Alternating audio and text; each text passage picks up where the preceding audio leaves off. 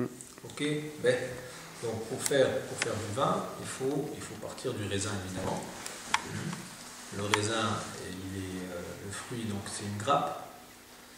Dans la grappe, vous avez les grains de raisin qui sont attachés à ce qu'on appelle la rafle. D'accord? Donc la grappe de raisin arrive du vignoble qui est l'endroit où on cultive la vigne. Elle arrive, cette grappe, à l'endroit où on va faire le vin, qu'on appelle une cave.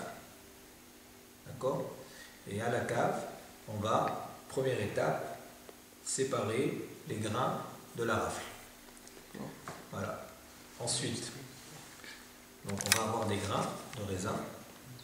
Il y a deux façons de faire du vin. Soit on veut faire du vin rouge, soit on veut faire du vin blanc. Ce qui vous intéresse, vous, c'est comment faire du vin rouge. Oui, c'est ça. Ok. Donc une fois qu'on a détaché les grains de la rafle, c'est une opération qu'on appelle l'éraflage, c'est pas très important ça. On va prendre ces grains, on va les mettre dans un très grand récipient qu'on appelle une cuve à vin. D'accord?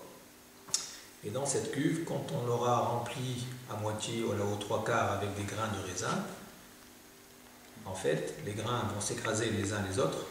Et finalement, on va se retrouver avec deux parties dans la cuve, du jus qui se sera écoulé des grains, et puis les grains, ce qui reste des grains, c'est-à-dire un grain de raisin, il y a une pellicule à l'extérieur, d'accord? En dessous de la pellicule, il y a ce qu'on appelle la chair, c'est la partie qui renferme le jus et qui est sucré, et au milieu, au centre du grain de raisin, en général, on a des pépins, d'accord? Donc, un grain de raisin, on a la pellicule, la chair et les grains. Quand on met tout ça dans une cuve, les raisins vont s'écraser les uns les autres, donc on va avoir du jus et le reste des grains, donc surtout les pellicules et les pépins. Ok? Bien. Ce qu'il faut savoir, c'est que sur la pellicule du raisin, vous avez une fine couche de poussière, en général, qui est blanchâtre, grisâtre. Hein, surtout, ça se voit bien surtout sur le raisin noir, ouais, avec lequel on va faire du vin rouge, parce qu'il y a deux types de raisins, le raisin blanc et le raisin noir. Ouais. D'accord?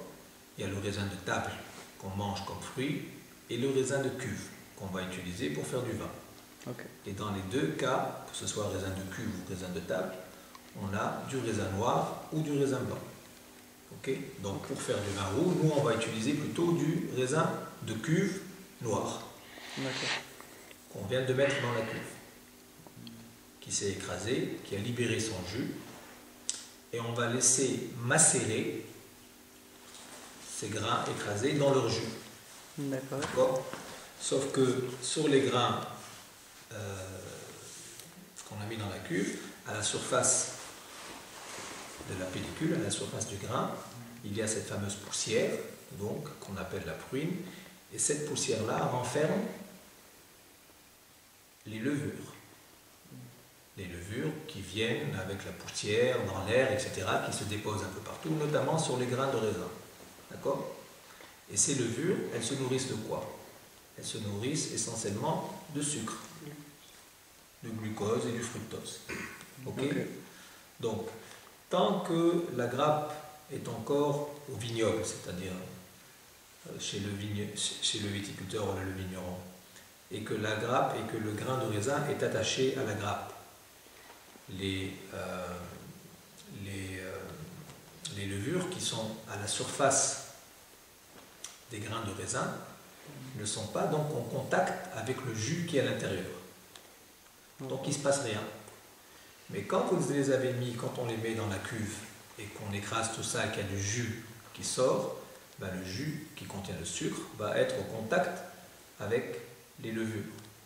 Et à ce moment-là, la levure va commencer à faire une réaction chimique qui est la fermentation alcoolique. Okay. D'accord? En fait, c'est ça, hein? On passe du raisin au vin grâce à une réaction chimique qui est la fermentation alcoolique. Alors, c'est la réaction où on va transformer une molécule de sucre en une molécule d'alcool. L'éthanol. Dans le cas du vin, donc c'est l'éthanol. Et ce qui permet de passer du glucose ou du fructose à l'éthanol, c'est cette fameuse levure qui s'appelle Saccharomyces cerevisiae. D'accord. D'accord?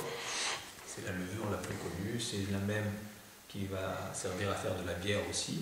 D'ailleurs, le mot cerevisiae vient du mot cerveza en espagnol qui veut dire donc la bière, etc. Ok. Bien, donc on revient dans notre cuve. On a mis du raisin qui est écrasé et qui a libéré son jus. Les levures qui étaient à la surface des pellicules vont commencer à transformer ce jus qui est riche en sucre, en alcool, et donc on va avoir un début de fermentation alcoolique. D'accord? Et en même temps que la fermentation, on a ce qu'on appelle la macération. Macérer, faire macérer quelque chose, c'est mettre les grains dans du jus.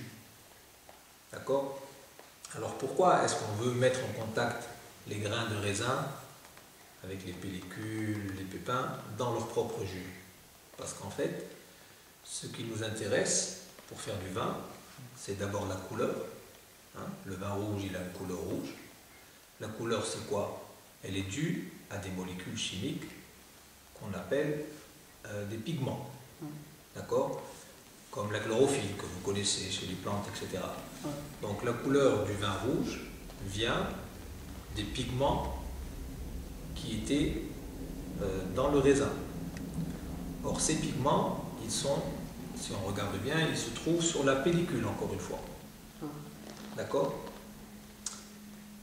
Est-ce que vous avez déjà vu du raisin noir? Oui, vous avez déjà mangé du raisin noir? Oui. Ok, si vous prenez un grain de raisin noir que vous le coupez et vous regardez l'intérieur, l'intérieur il est rouge ou il est blanc? La chair, elle est comment? Il est blanc. Elle est blanche. Donc en fait, le raisin noir, il n'y a que la pellicule qui est noire ou rouge foncé. D'accord? Donc en fait, quand on va presser pour obtenir du jus, le jus qu'on obtient, il n'est pas rouge. Il est blanc à la base. Pour le rendre rouge, il faut extraire les pigments qui sont dans la pellicule, il faut les extraire dans le jus. Et la macération, en fait, ça sert à faire ça. Donc c'est pour ça qu'on met dans la même cuve les grains de raisin écrasés avec le jus qu'ils ont libéré, pour petit à petit commencer à extraire notamment la couleur, hein, les pigments qui sont responsables de la couleur dans le jus. D'accord? Alors, donc il y a deux choses qui se passent en même temps dans la cuve. On a de la fermentation, donc on transforme les sucres en alcool, et puis en même temps on va extraire la couleur, les arômes aussi, ce qui donne l'odeur donc du vin, les arômes. On va extraire tout ça des pellicules vers le jus. Là on va faire une pause parce que mes enfants arrivent, ils vont